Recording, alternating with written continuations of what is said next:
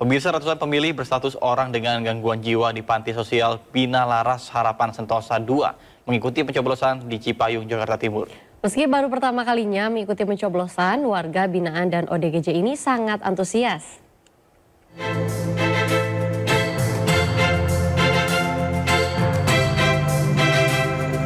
Dengan memakai seragam merah marun, ratusan orang pemilih berstatus orang dengan gangguan jiwa sekaligus warga binaan Panti Sosial Bina Laras Harapan Sentosa II mengikuti pencoblosan di TPS 91 yang digelar di Jalan Bina Marga, Cipayung, Jakarta Timur, Rabu pagi.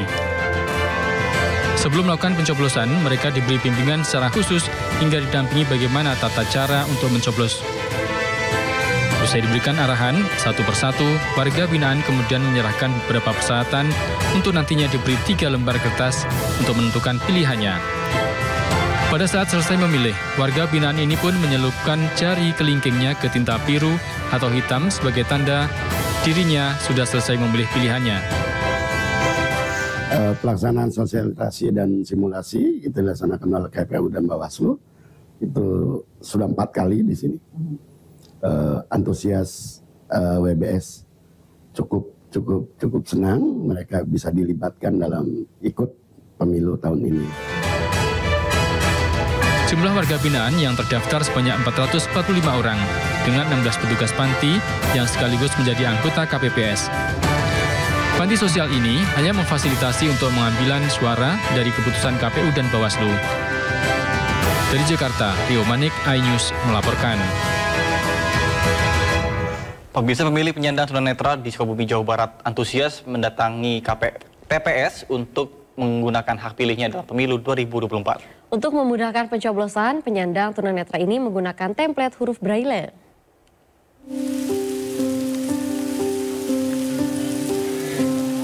Di antar pihak keluarga Bambang Imam Indrobayu, seorang pemilih tunanetra mendatangi TPS 06 Kampung Cibunar, Desa Gede Pangrango, Kecamatan Kadu Dampit, Kabupaten Sukabumi, Jawa Barat.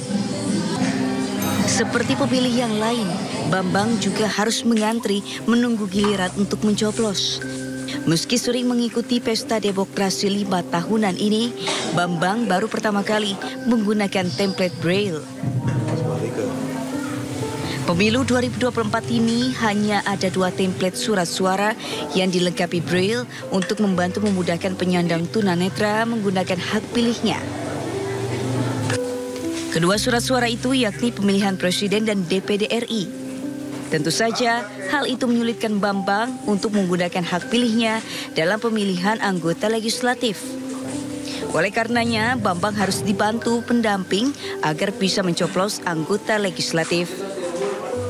Tadi kan sempat memakai template Braille ya, itu bisa memudahkan untuk memilih presiden ya Pak ya? Iya, kalau itu presiden alhamdulillah itu mudah itu. Cuma yang lainnya gitu, apalagi saya kan baru pertama kali ini memakai alat peraga seperti itu. Bambang menyayangkan kepada KPU karena tidak lengkapnya template Braille bagi penyandang tunanetra. Ia berharap agar dalam pemilu mendatang, semua template Braille disediakan untuk memudahkan tunanetra dalam menggunakan hak pilihnya. Dari Sukabumi, Jawa Barat, Budi Setiawan, iNews melaporkan. Ribuan narapidana Lembaga Pemasyarakatan kelas 2A Salemba, Jakarta Pusat ikut mencoblos dalam pemilu 2024. Tingginya antusiasme para narapidana membuat terjadinya antrean yang cukup panjang. 19. Antrean panjang warga binaan yang akan berpartisipasi pada pemilu 2024 terjadi di Lapas Kelas 2 Salemba, Jakarta Pusat. Ribuan narapidana harus antre panjang menunggu giliran mencoblos surat suara di 7 TPS khusus yang telah disediakan pihak KPPS. Meski harus berdesakan di tengah antrean, para warga binaan tetap tertib. Kepala Lapas 2A Salemba, Beni Hidayat menyatakan pada pemilu kali ini terdapat 1.695 narapidana dan tahanan yang ikut berpartisipasi menyalurkan hak pilihnya. Jadi di Lapas Salemba ini ada 7 TPS khusus yang warga binaan yang terdaftar sebagai pemilih adalah 1.576 dari total jumlah narapidana dan tahanan yang ada di Lapas Salemba hari ini adalah 1.695. Sementara di Surabaya, Jawa Timur, sejumlah 34 tahanan di Rutan Polda Jawa Timur juga mengikuti pemilu 2024. Para tahanan ini menyalurkan hak pilihnya yang difasilitasi Panitia Pemilihan Kecamatan atau PPK Kecamatan Gayungan, Surabaya. Pemungutan suara baru berlangsung sore hari karena pihak PPK masih harus melakukan pengambilan surat suara di 3 TPS, yaitu TPS 5, TPS 7, dan TPS 23. Para tahanan juga menerima surat suara yang berbeda-beda untuk pemilihan legislatif dan DPD, karena para tahanan Polda Jatim berasal dari berbagai daerah. Tim Liputan melaporkan. Sebanyak 18 tempat pemungutan suara di Jakarta Utara harus menyelenggarakan pemilihan susulan karena terdampak banjir. Seperti yang terjadi di Sunterjaya, logistik pemilu rusak akibat rembesan air di gudang penyimpanan.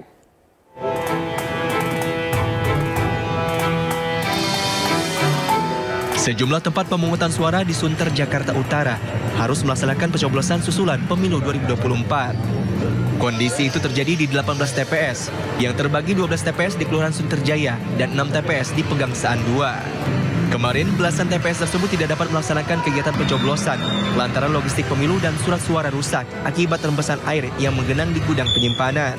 Hal tersebut terjadi setelah hujan deras mengguyur Jabodetabek. Seluruh logistik pemilu yang rusak akibat terendam banjir di kawasan tersebut kembali ditarik dan diamankan oleh Komisi Pemilihan Umum. Undang-undang pemilu memang mengatur soal mekanisme pemilu susulan untuk wilayah terdampak bencana alam. Pemilu susulan paling lambat digelar 10 hari setelah pemungutan suara. KPU Jakarta Utara mengusulkan pelaksanaan pemilu susulan digelar pada hari Minggu nanti. Dari Jakarta, Disti Arifa, Yudi Permana, iNews melaporkan. Sementara lantaran surat suara untuk Pilpres hilang, TPS 60 Kampung Cibodas, Kota Cimahi, Jawa Barat terpaksa menunda pencoblosan. Sementara di TPS 005 di Desa Sugiwaras, Jombang, Jawa Timur, ratusan orang kecewa tak bisa mencoblos karena jumlah surat suara kurang.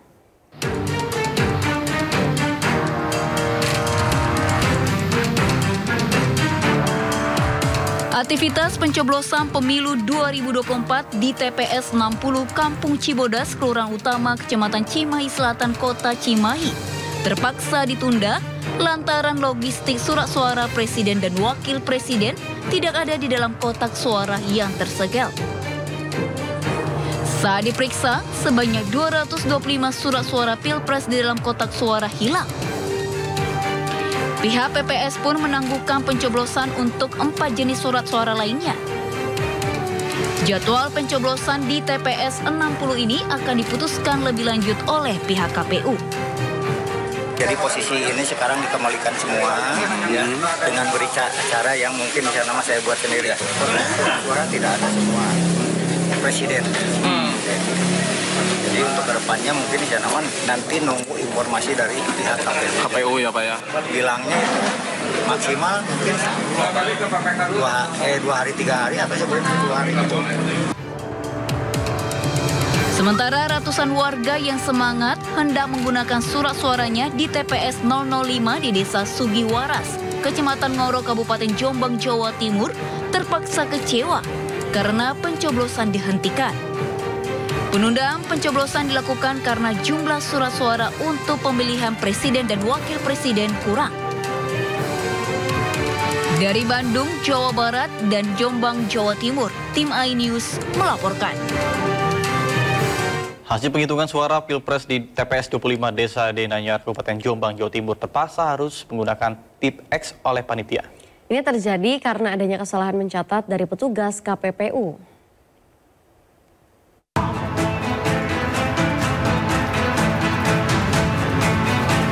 Proses perhitungan suara di TPS 25 Denanyar, Kabupaten Jombang mengalami kesalahan hitung.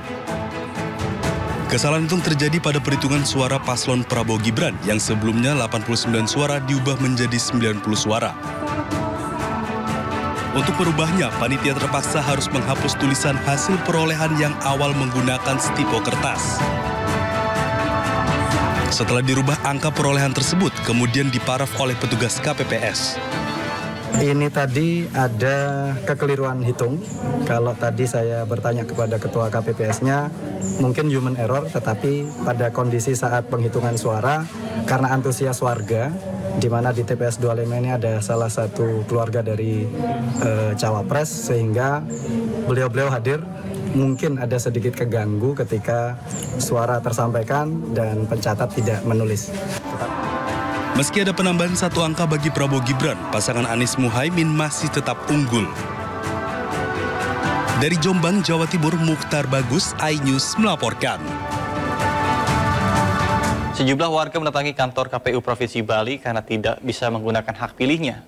KPU setempat menyatakan ada miskomunikasi sehingga sejumlah warga tidak bisa mencoblos.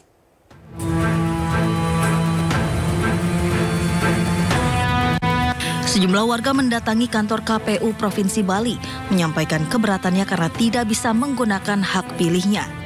Mereka mengaku mendatangi sejumlah TPS untuk mencoblos namun ditolak oleh anggota PPS. Setelah ditelusuri, Komisioner KPU Provinsi Bali, Gede John Darmawan mengatakan ada informasi yang tidak dipahami dengan cermat oleh sejumlah warga, di mana KTP elektronik hanya bisa digunakan untuk memilih sesuai alamat yang tertera dalam KTP. Sementara warga yang tidak bisa memilih tersebut, alamat KTP-nya tidak sesuai dengan TPS yang dituju. Mereka mungkin katanya masih mampu, dan satu hal lagi untuk masalah penghitungan suara itu tidak bisa ditambah anggota karena ada yang kejadian meninggal karena mungkin kecapean. Sebenarnya itu kan KPU 5 tahun sekali. Bagaimana diatur supaya mungkin orangnya ditambah? Kan ada dana negara. Ada dana negara untuk membiayai. Oke, pakai SIP kan gitu. Sudah melakukan proses sosialisasi. Kami bahkan sudah membuka posko-posko, menyampaikan apa ketentuan seperti apa pemilih dalam DPT, seperti apa pemilih tambahan DPTB, dan bagaimana juga pemberlakuan untuk pemilih DPK daftar pemilih khusus. Sejumlah warga ini pun harus kecewa karena tetap tidak bisa menggunakan hak pilihnya pada pemilu tahun ini. Dari Denpasar, Bali, Indira Ari, iNews melaporkan.